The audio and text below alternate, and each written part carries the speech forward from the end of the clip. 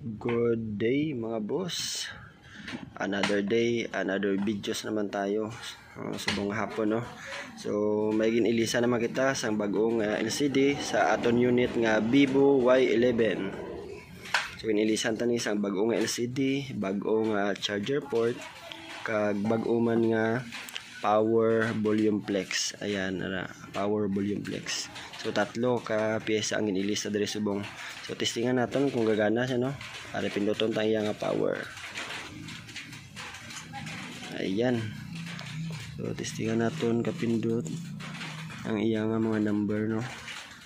So 1 2 3 4 5 6 7 8 9 0 asterisk ka number sign. So gagana man siya no. Gagana tanan niya nga number. Iya nga volume. Gagana man ang volume. Volume up, volume down. So ang iya nga charger port okay naman no. Gagana naman siya. So salamat sa trusted nga customer ang nagpakayos ni ang unit na Vivo Y11. So kung gusto niyo magpakayo sa aton sang inyo nga mga unit dira nga cellphone or may mga guba ka mga speaker, PM lang kamo sa aton nga FB page. Thank you for watching.